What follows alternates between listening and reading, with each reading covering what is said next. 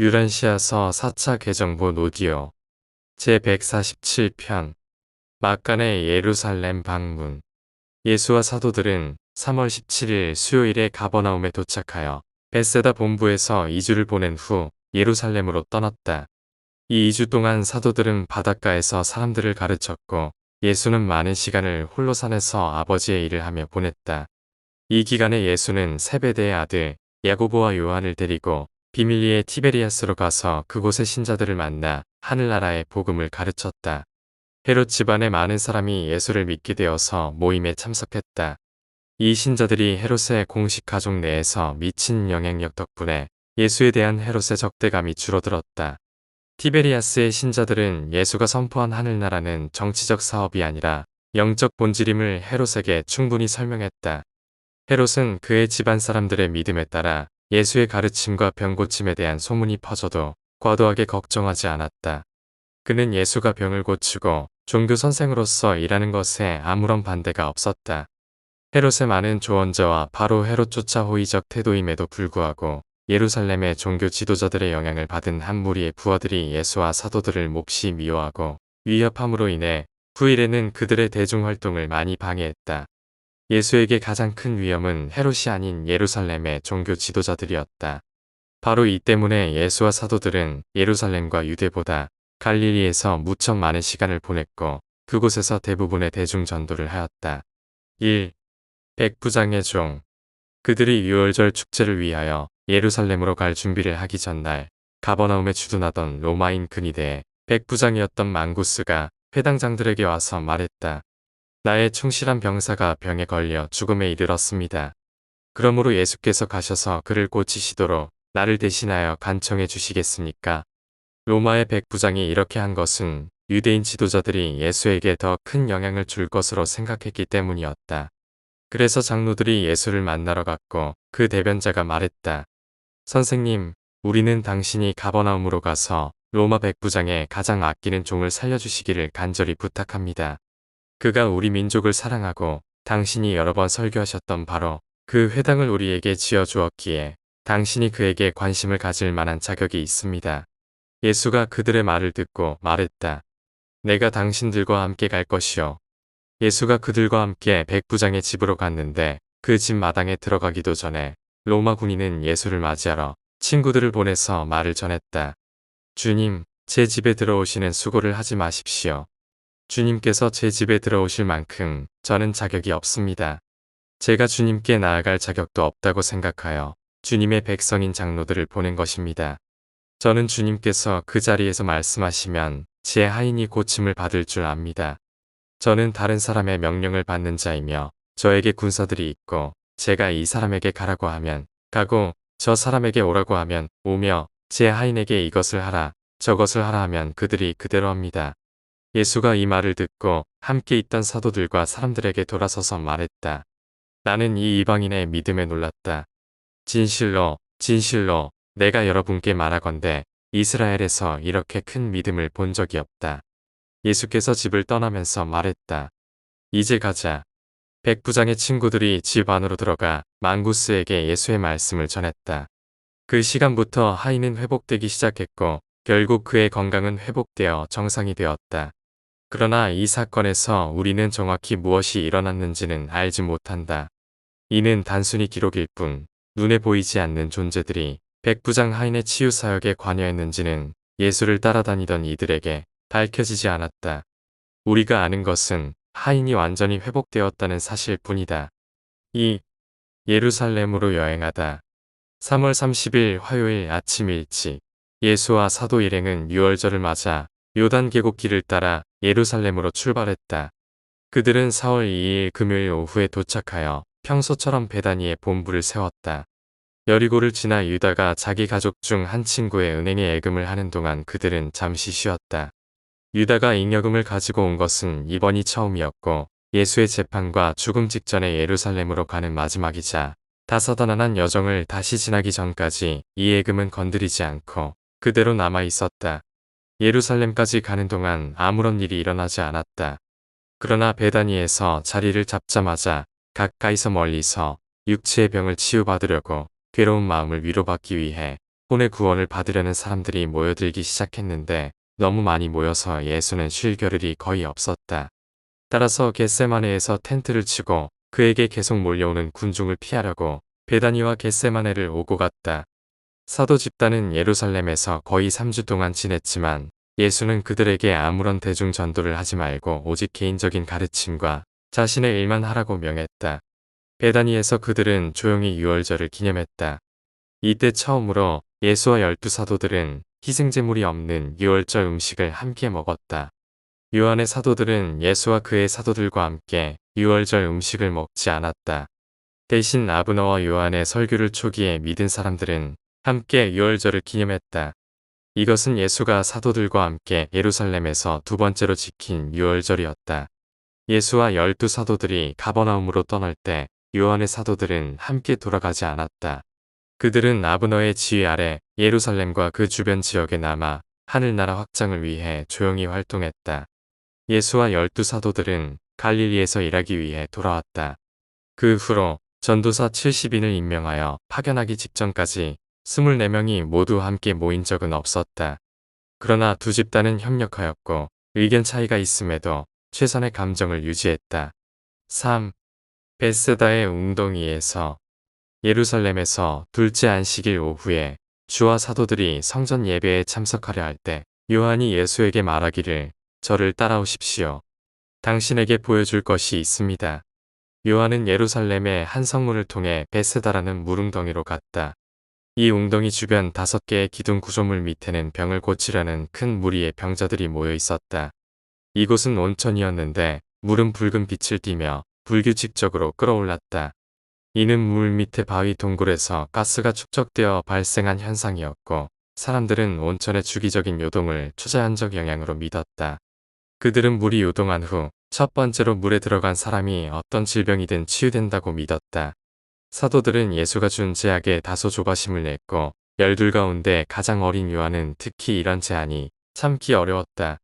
그가 예수를 이 물웅덩이로 데려온 이유는 모인 환자들이 주의 자비심을 자극해 치유의 기적을 행하게 되면 예루살렘 전체가 경악하고 하늘나라의 복음을 믿게 될 것으로 생각했다. 요한이 예수에게 말했다. 주여, 이 고통받는 자들을 모두 보십시오. 우리가 저들을 위하여 할 수 있는 것이 없습니까? 예수는 대답했다. 요한, 너는 왜 내가 택한 길을 벗어나게 하려 하느냐? 기적을 행하고 병을 고치는 것 대신 영원한 진리의 복음을 선포하려는 내 일을 왜 너는 바꾸려 하느냐? 아들아, 나는 내가 원하는 일을 할 수 없지만 이 병자들과 고통받는 이들을 모으고 그들에게 기쁨과 영원한 위로의 말씀을 전하자. 모인 사람들에게 예수는 말했다. 여러분들 가운데 많은 사람이 여러 해 동안 잘못 살아온 까닭에 병들고 괴로워하며 여기에 있습니다. 어떤 이는 뜻밖의 사고로, 어떤 이는 조상의 실수로 고생하며 어떤 이는 속세의 생활에서 불완전한 조건의 신체장애로 시달립니다. 땅에서 여러분들의 상태를 개선하고 특히 영원한 신분을 보장하기 위해 내 아버지가 일하시며 나도 일을 할 것입니다. 하늘에 계신 아버지가 뜻을 이루시지 않는 한 우리 중 누구도 인생의 어려움을 바꾸기 위해 많은 것을 할 수 없습니다. 결국 우리는 모두 영원한 이의 뜻을 행하도록 은혜를 입었으니 여러분이 모두 육체의 질병을 치유받을 수 있다면 참으로 놀라운 일이지만 그러나 여러분이 모든 영적인 병에서 깨끗해지고 모든 도덕적 허약에서 치유받는 것이 더 큰 일입니다. 여러분들은 모두 하나님의 자녀들입니다. 하늘에 계신 아버지의 아들들이여.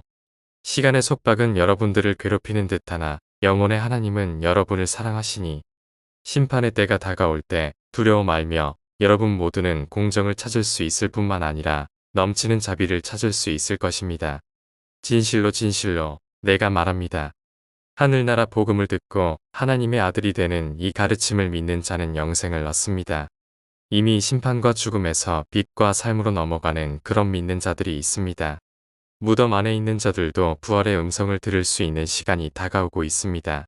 그 소식을 들은 많은 사람이 하늘나라의 복음을 믿었다. 일부 병자들은 매우 감동을 얻어 영적으로 소생하였기 때문에 육체의 병 또한 치유받았다고 선포하며 다녔다. 여러 해 동안 괴로운 마음에 병약함으로 침울하고 몹시 괴로워하던 한 사람이 예수의 말씀을 듣고 기뻐하며 안식일인데도 침대를 들고 자기 집으로 가버렸다. 이 괴로운 남자는 오랫동안 누군가가 자신을 도와주기를 기다렸다. 그는 자신의 무력감에 사로잡혀서 회복을 위해 해야 할 단 하나의 일, 즉 자신의 침상을 들고 걸어가는 생각조차 한 번도 해본 적이 없었다. 다음에 예수는 요한에게 말했다. 대제사장들과 서기관들이 들이닥쳐 이 병자들에게 생명의 말씀을 전한 것을 문제 삼기 전에 떠나자. 그들은 성전으로 돌아가 일행들과 합류한 후 곧 모두 베다니로 가서 하룻밤을 보냈다. 요한은 이 안식일 오후 예수와 자신이 베세다의 웅덩이로 갔던 일에 대해 다른 사도들에게 결코 말하지 않았다. 4. 삶의 법칙. 바로 이 안식일 저녁 베다니에서 예수와 12사도들, 신자들이 나사로의 정원 불가에 모여 있을 때 나다니엘이 예수에게 물었다. 주여, 비록 우리에게 오래된 삶의 법칙에 긍정적인 해석을 가르쳐 주셨고 다른 사람들이 우리에게 원하는 대로 우리도 해야 한다고 말씀하셨지만 저는 어떻게 우리가 항상 그러한 명령을 따를 수 있는지 완전히 이해하지 못합니다. 의욕을 품고 죄 속에서 자신이 결혼할 사람을 바라보는 악한 남자를 예로 들겠습니다. 자신이 원하는 것처럼 남에게 행하는 것을 이 악한 의도를 가진 남자에게 우리가 어떻게 가르칠 수 있습니까? 예수는 나다니엘의 질문을 듣자 즉시 벌떡 일어나서 손가락으로 그 사도를 가리키며 말했다.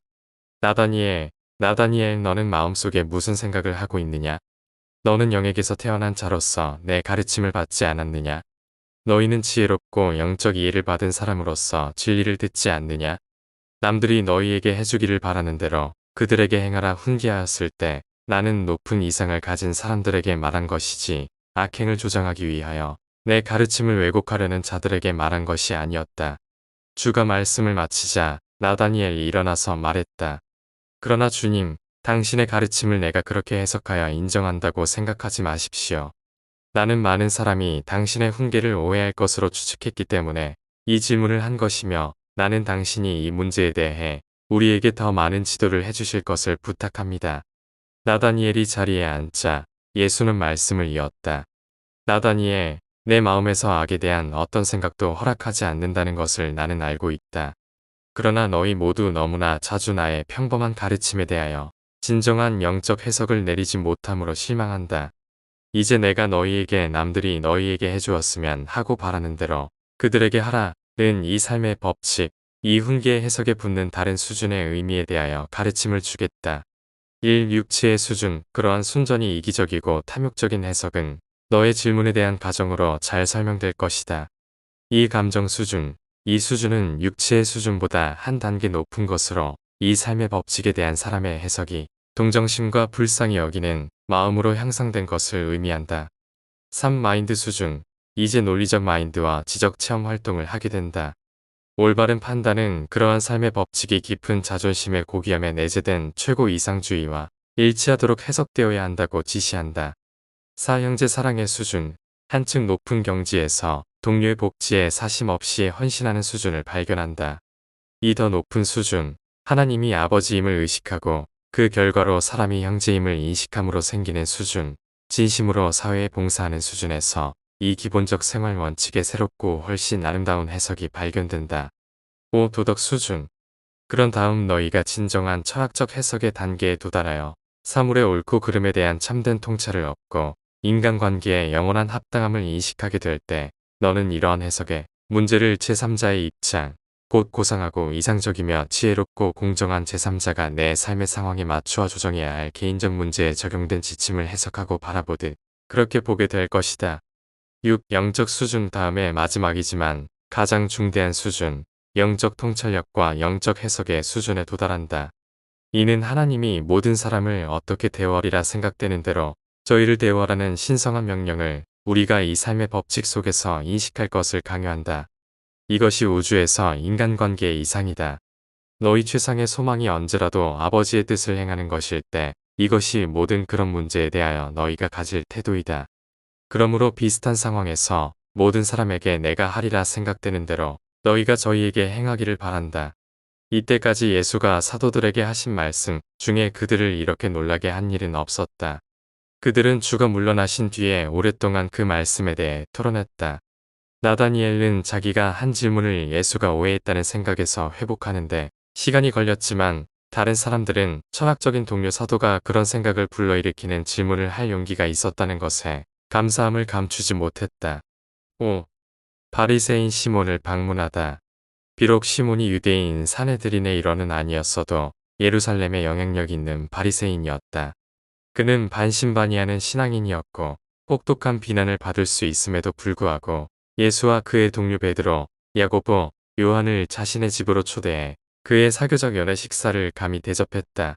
시몬은 주를 오랫동안 지켜보았고 그의 가르침에 그의 인격에 더 깊은 감동을 받았다. 부유한 바리새인들은 자선활동에 헌신했고 그들의 자선활동이 알려지는 것을 피하지 않았다. 때때로 어떤 거지에게 자선을 베풀려 할 때 나팔까지 불곤 하였다. 이 바리새인들은 귀빈을 위하여 잔치를 베풀 때 대문을 열어놓는 것이 관습이었고 그래서 길거리에 거지들도 들어와서 저녁 먹는 사람들의 소파 뒤에 있는 방에 벽 주위에 서서 잔치하는 사람들이 던져줄지도 모르는 음식의 일부를 받기 위해 자리 잡을 수 있었다. 시몬의 집에서 열린 이 특별한 행사에서 길거리에서 들어온 사람들 중에 최근에 하늘나라 복음을 믿은 평판이 좋지 않은 어느 여인이 있었다. 이 여인은 성전 이방인의 뜰 옆에 위치한 이른바 고급 매운굴 가운데 하나를 운영하던 사람으로 예루살렘 전역에 널리 알려져 있었다. 그 여자는 예수의 가르침을 받아들임과 동시에 그녀의 불의한 사업장을 폐쇄하고 자신과 관련된 대다수의 여인들에게 복음을 받아들이고 그들의 생활 방식을 바꾸도록 기도했다. 이렇게 했음에도 그녀는 여전히 바리새인들에게 큰 경멸을 받았고 매춘의 표시인 머리털을 내리도록 강요받았다. 이름을 알 수 없는 이 여인은 머리에 붓는 향기로운 로션이 든 큰 병을 가져왔고 예수가 음식을 들며 비스듬히 기대어 있는 동안 뒤에 서서 그의 발에 로션을 바르기 시작했다. 그렇게 하면서 또한 감사의 눈물로 그의 발을 적시고 머리털로 발을 닦고 있었다. 이렇게 바르기를 마치고 나서 그 여자는 줄곧 눈물을 흘리며 그의 발에 입을 맞추었다. 시몬이 이 모든 것을 보고 속으로 말하였다. 이 사람이 선지자라면 자기를 만지는 이 여자가 어떤 여자인지 알아차렸을 것이다. 그 여자는 악명 높은 죄인이다. 예수가 시몬의 속마음을 아시고 입을 열어 말씀했다. 시몬, 당신에게 하고 싶은 말이 있습니다. 시몬이 대답했다. 선생님, 말씀하세요. 그러자 예수가 말했다. 돈 빌려주는 어떤 부자에게 빚진 자가 두 있었습니다. 하나는 그에게 500데나리온을 빚졌고 다른 하나는 50을 빚졌습니다. 자, 둘 가운데 아무도 갚을 돈이 없어서 그는 두 사람을 용서해 주었습니다. 시몬, 당신의 생각에는 둘 가운데 누가 그를 더 많이 사랑하겠습니까? 시몬이 대답했다. 제 생각에는 빚을 가장 많이 탕감받은 자입니다. 그러자 예수는 말했다. 당신의 판단이 옳습니다. 그 여인을 가리키면서 예수는 말을 이었다. 시몬, 이 여인을 잘 들여다 보십시오. 초청받은 손님으로 내가 집에 들어왔는데 당신은 내게 발 씻을 물을 주지 않았지만 감사하게 여기는 이 여인은 눈물로 내 발을 씻고 자기의 머리털로 내 발을 닦았습니다. 당신은 친절한 인사로 내게 입 맞추지 않았지만 이 여인은 들어온 후로 계속하여 내 발에 입 맞추기를 멈추지 않았습니다. 당신은 내 머리에 기름 붓기를 소홀히 하였지만 그 여인은 비싼 로션을 내 발에 부었습니다. 이 모든 것이 무엇을 의미하겠습니까? 솔직히 그녀의 많은 죄가 용서되었고 이것이 그녀를 많은 사랑으로 이끌었습니다. 그러나 조금만 용서를 받은 자는 때때로 조금만 사랑합니다. 그 여인을 돌아보고 여인의 손을 잡아 일으키면서 말했다. 너는 정말로 너의 죄를 뉘우쳤고 용서를 받았다. 동포의 생각 없고 불친절한 태도에 낙심하지 말라. 하늘나라의 기쁨과 자유 안에서 나아가라. 이 말씀을 들었을 때 시몬 그리고 함께 저녁을 먹던 친구들은 더욱 놀랐고 자기들끼리 속삭이기 시작했다. 감히 죄도 용서하다니 이 사람은 누구인가? 이렇게 중얼거리는 소리를 들었을 때 예수는 돌이켜서 여자를 보내며 말했다. 여자여, 평안히 가라. 너의 믿음이 너를 구원하였다. 친구들과 함께 떠나려고 일어나면서 예수는 시몬을 돌아보고 말했다. 시몬, 당신의 믿음과 의심 사이에 얼마나 갈팡질팡하는지, 얼마나 두려움 때문에 난처하고 자존심 때문에 괴로운지 그 마음을 압니다. 그러나 당신이 빛에 굴복할 수 있도록 당신을 위하여 내가 기도하며 청하지 않고 반가이 맞지 않은 손님의 마음속에서 하늘나라 복음이 이미 일으킨 엄청난 변화와 필적할 만한 바로 그런 지성과 영의 힘찬 변화를 당신의 삶의 위치에서 맛보도록 기도하겠습니다. 여러분 모두에게 선언하니 들어갈 믿음을 가진 자에게는 누구나 아버지가 하늘나라 문을 열어놓았고 땅에서 가장 비천한 사람이나 가장 극악하다 생각되는 죄인조차도 진지하게 들어가기를 구하면 그러한 자에게 어떤 사람이나 집단도 문을 닫을 수 없습니다. 베드로, 야고보, 요한과 함께 예수는 청한 주인에게 작별을 고하고 겟세마네 동산의 야영지에 있는 나머지 사도들과 합류하려고 떠났다. 바로 그날 저녁에 예수는 하나님과 관계된 지위의 상대적 가치 그리고 파라다이스를 향해 영원히 상승하는 진보에 관하여 사도들에게 오래 기억해야 할 연설을 하였다. 예수는 말했다.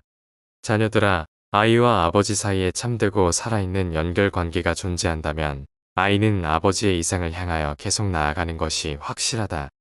아이가 처음에는 느리게 나아갈지 모르나 그래도 진보는 확실하다. 중요한 것은 나아가는 속도가 아니라 확실성이다. 너희의 실제 성취는 너희가 나아가는 방향이 하나님을 향한 사실만큼 중요하지 않다. 너희가 날마다 변화하는 것은 오늘날의 너희보다 훨씬 더 중요한 것이다. 너희 몇 사람이 오늘 시몬의 집에서 본 이 변화된 여인은 이 순간에 시몬 그리고 선의를 가진 그 친구들의 수준보다 훨씬 밑에서 살고 있다.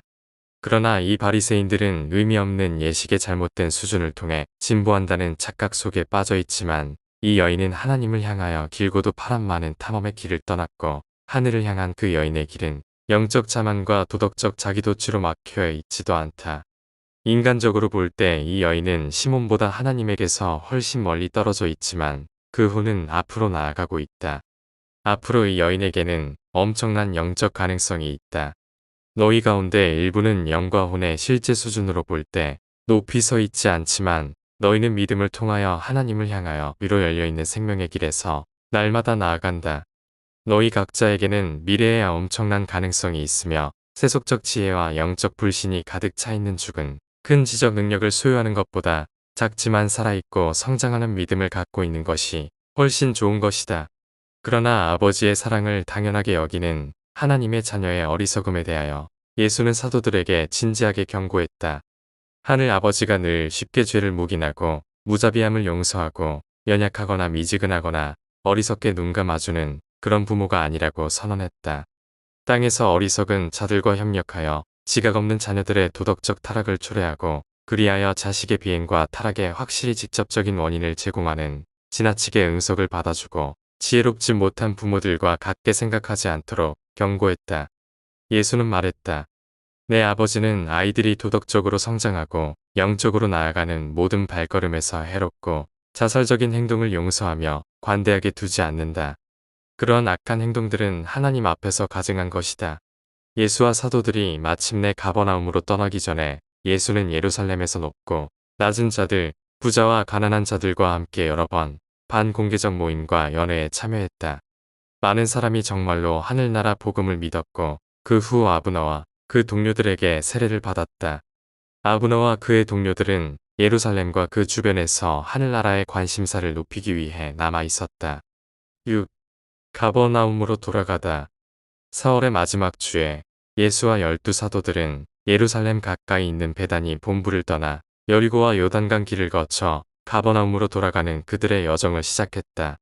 대제사장들과 유대인의 종교 지도자들은 예수를 어떻게 할지를 결정하기 위해 많은 비밀회의를 열었다.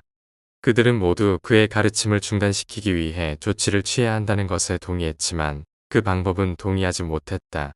그들은 헤롯이 요한을 끝장낸 것 같이 시민 권력자들이 예수를 처분하기를 바랐으나 로마인 관리들에게 위기감을 조장하지 않도록 예수가 그의 전도 사업을 잘 처리하고 있음을 알아차렸다.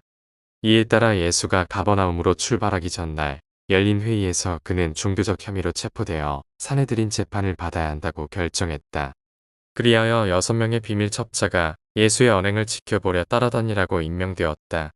이들은 율법을 어기고 신성을 모독하는 충분한 증거를 쌓았을 때 보고서를 가지고 예루살렘으로 돌아와야 했다. 이 6 유대인은 예리고에서 약 30명에 이르는 사도의 일행을 따라잡았다. 이들은 제자가 되기를 바란다는 핑계로 예수의 추종자 일행에 따라붙었으며 갈릴리에서 둘째 전도 여행이 시작될 때까지 그 무리와 함께 남아 있었다. 그런 다음 그들 가운데 세 사람은 예루살렘으로 돌아가서 대제사장들과 사내들인에 보고하였다. 베드로는 요단강 건널목에서 모인 군중에게 설교했다. 이튿날 아침 그들은 아마투스 쪽으로 강을 따라 올라갔다. 가버나움까지 곧바로 진행하기를 바랐지만 어찌나 큰 무리가 모였는지 여기서 전도하고 가르치고 세례를 주면서 3일을 묵었다. 5월 초하루 그들은 안식일 이른 아침까지 집을 향하여 갈 움직임을 보이지 않았다. 예루살렘 첩자들은 예수가 안식일에 여행을 시작할 것이라 여기고 예수에 대하여 첫 죄목, 안식일을 어겼다는 죄목을 이제 확보하리라 확신했다. 그러나 예수는 떠나기 직전에 안드레를 앞으로 불러서 유대인의 합법적인 안식일 여행인 900m까지만 가도록 지시하였기 때문에 첩자들은 실망할 수밖에 없었다. 그러나 첩자들은 예수와 동료들이 안식일을 어겼다고 고발할 기회를 오래 기다리지 않아도 되었다. 일행이 좁은 길을 따라서 지나가는 동안 그때 막 익고 있던 밀, 바람에 넘실거리는 밀이 길 어느 편에도 가까이 있었다. 사도들 가운데 몇이 배가 고파서 익은 이삭을 따서 먹었다. 나그네들이 길을 지나면서 이삭 따먹는 것이 관습이었고 따라서 그런 행위가 잘못이라고 생각되지 않았다. 그러나 첩자들은 예수를 공격하기 위한 핑계로서 이것을 붙잡았다. 안드레가 이삭을 손에 비비는 것을 보자 그들은 다가가서 말했다. 너는 안식일에 이삭을 따서 비비는 것이 율법의 어긋남을 모르느냐? 안드레가 대답했다. 그러나 우리는 배가 고프고 겨우 필요를 채울 만큼만 비빈 것이다. 그리고 언제부터 안식일에 이삭 먹는 것이 죄가 되었느냐? 그러나 바리새인들은 대답했다. 먹는 것은 아무 잘못이 없지만 이삭을 따서 두 손 사이에 비비는 것은 율법을 어기는 것이다. 분명히 너의 주는 그런 행위를 승인하지 않을 것이다. 이어서 안드레가 말했다. 그러나 이삭 먹는 것이 잘못이 아니라면 분명컨대 우리 손에 비비는 것은 내가 허락하는 이삭 씹기보다 도저히 더 큰 일이 아니다.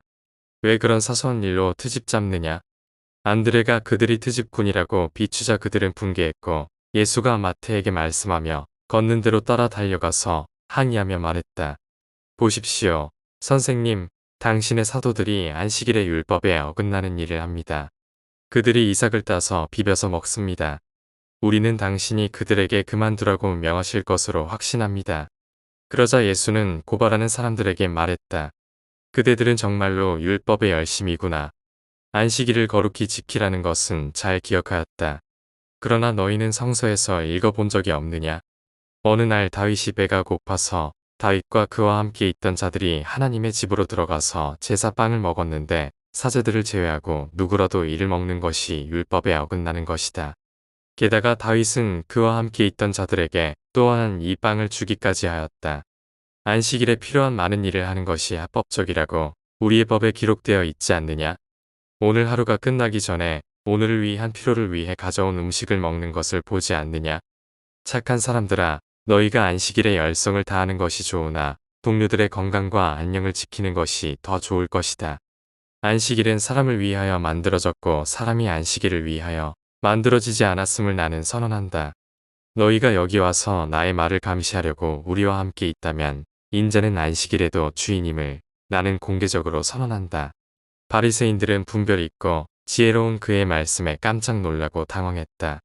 남은 그날 동안 자기들끼리 있었고 감히 아무런 질문도 더 하지 않았다. 유대인의 전통과 맹종하는 의식들에 대한 예수의 반대 태도는 항상 적극적인 것이었다. 그것은 그가 행동한 것과 화관한 것에 있었다. 주는 부정적인 비난에 시간을 많이 쓰지 않았다. 하나님을 아는 자들은 죄 짓는다는 비난으로 인해 스스로 자신을 속이지 않고도 자유롭게 살 수 있다고 가르쳤다. 예수는 사도들에게 말했다. 사람들아, 너희가 진리에 의해 깨우침을 받고 무엇을 하는지 정말로 안다면 너희는 이미 축복을 받은 것이다. 그러나 신성한 길을 알지 못하면 너희는 불행하고 이미 율법을 어긴 것이다. 7. 가버나움에 돌아와서 예수와 12 사도들이 타리케아에서 배를 타고 베세다로 온 것은 5월 3일 월요일 정오 무렵이었다. 함께 여행하던 사람들을 피하려고 그들은 배를 타고 여행했다. 그러나 다음 날에 예루살렘에서 온 공식 첩자들을 포함한 다른 사람들이 다시 예수를 찾아냈다. 화요일 저녁 예수가 자주 하던 질문과 답변 수업 하나를 진행하고 있을 때 6 첩자의 두목이 그에게 말했다. 나는 여기 당신의 가르침을 듣고 있는 요한의 제자 한 사람과 이야기를 나누었는데 우리 바리새인들이 금식하는 것 같이 그리고 요한이 그 추종자들에게 명하는 것처럼 왜 당신은 한 번도 제자들에게 금식하고 기도하라 명하지 않는지 이해할 수 없습니다. 예수는 요한이 한 말을 언급하면서 질문한 사람에게 대답했다. 신랑이 함께 있는 동안 혼인집에 손님들이 금식하느냐? 신랑이 함께 있는 한 그들은 도저히 금식할 수 없다. 그러나 신랑을 빼앗길 날이 올 것이니 그때 혼인집의 손님들이 물론 금식하고 기도할 것이다. 기도하는 것은 빛의 아이들에게 자연스러운 일이나 금식하는 것은 하늘나라 복음의 일부가 아니다. 지혜로운 재단사는 줄어들지 않은 새 천 조각을 헌 옷에 꿰매어 붙이지 않음을 기억하라. 젖었을 때 줄어들어 더 나쁘게 찢어지게 만들기 때문이다. 사람은 새 포도주를 헌 가죽 부대에 넣지도 않으니 새 포도주가 가죽을 터뜨려 포도주와 가죽이 모두 못쓰게 될까 두렵기 때문이다. 지혜로운 사람은 새 포도주를 새 가죽 부대에 넣는다. 그런즉 내 제자들이 옛 질서에 너무 많은 것들을 새로운 하늘나라 복음의 가르침 속에 집어넣지 않는다는 점에서 그들은 지혜롭다. 선생을 잃은 너희는 한동안 금식할 명분이 있다. 금식은 모세의 율법에서는 타당한 부분일지 모르지만 다가오는 하늘나라에는 하나님의 아들들이 두려움에서 벗어나 신성한 영 안에서 기쁨을 누릴 것이다. 이 말씀을 들었을 때 요한의 제자들은 위로를 받았고 한편 바리새인들은 더욱 당황하였다. 그때 주는 청중들에게 모든 옛 가르침을 완전히 새로운 교리로 바꿔야 한다는 생각을 품지 않도록 경고했다. 예수는 말했다. 참되고 오래된 것은 지속되어야 하며 마찬가지로 새로울지라도 거짓인 것은 버려야 한다. 그러나 새롭고 참된 것은 믿음과 용기를 가지고 받아들여야 한다. 이렇게 기록된 것을 기억하라. 옛 친구를 버리지 말라. 새 친구는 그와 비교할 수 없다. 새 친구도 새 포도주와 같으니 그것이 오래되면 즐겁게 마실 것이다. 8. 영적 선의 축제. 그날 밤에 보통 있던 청중이 물러간 뒤에 오랫동안 예수는 사도들을 계속 가르쳤다. 선지자 이사야서를 인용하므로 이 특별 강의를 시작했다. 너희는 금식을 왜 하느냐? 왜 너희는 억압 속에서 기쁨을 찾고 불의에서 기쁨을 얻으며 너희의 혼을 괴롭히느냐? 보라, 너희는 분쟁과 논쟁을 위해 금식하며 악한 손으로 때리기 위해 금식한다. 너희가 이렇게 금식하는 것은 하늘에서 너희 목소리가 들리게 할 수 없다. 내가 택한 금식, 사람이 자기 혼을 괴롭히는 날이냐? 갈대와 같이 머리를 숙이고 베옷을 입고 제 속에서 기는 것이냐? 너희가 감히 이것을 금식이라 하며 주 앞에서 받으실 날이라 부를 수 있느냐? 내가 택한 금식은 이것이 아니냐? 악의 속박을 풀어주고 무거운 짐의 결박을 풀어주며 압제당한 자들을 풀어주고 모든 멍에를 끊어주는 것이다. 배고픈 자에게 내 빵을 주고 집 없는 가난한 자들을 내 집으로 데려오는 것이 아니냐? 내가 벌거벗은 자들을 보고 그들에게 옷을 입히리라. 그리하면 아침같이 너희 빛이 퍼질 것이요 한편 너희 건강이 빨리 좋아질 것이다. 너희의 의가 너희 앞에 가며 주의 영광이 너희 뒤를 지킬 것이다. 그리고 너희가 주를 부르면 그가 대답할 것이다. 너희가 부르짖을 때 내가 여기 있다. 주가 말할 것이다. 너희가 탄압, 비난, 허식을 억제하면 내가 이 모든 것을 행할 것이다. 너희가 마음속에 귀중한 것을 배고픈 자에게 베풀고 고통받는 자를 보살피기를 아버지가 오히려 바라신다. 그리하면 너희 빛이 컴컴한 데서 빛나며 너희의 어둠조차 대낮처럼 밝을 것이다. 그리하면 주가 너희를 줄곧 안내하며 너희 혼을 채워주고 너희의 힘을 새롭게 할 것이다. 너희는 물된 동산 같고 끊이지 않는 샘 같을 것이다. 이 일을 하는 자는 황폐된 영광이 회복될 것이며 많은 세대의 기초를 세울 것이며 그들은 무너진 성벽을 새로 세운 자, 안전한 길을 회복하는 자라 불릴 것이다. 그런 다음 밤늦도록 예수는 사도들에게 현재, 미래의 하나님 나라에서 그들을 안전하게 만드는 것은 그들 혼의 고통이나 몸의 금식이 아니라 그들의 믿음이라는 진리를 가르쳤다. 예수는 사도들에게 적어도 옛 선지자의 사상에 부합하는 삶을 살라고 격려하시며 그들이 이사야와 옛 선지자들의 이상을 넘어서 훨씬 더 나아가기를 희망했다. 그날 밤 예수의 마지막 말씀은 이러했다. 하나님의 아들이라는 사실을 깨닫고 동시에 모든 사람을 형제로 인정하는 살아있는 믿음으로 은혜 가운데 성장하라. 예수가 말씀을 마치고 모든 사람이 잠을 자러 돌아간 것은 새벽 2시가 지나서였다.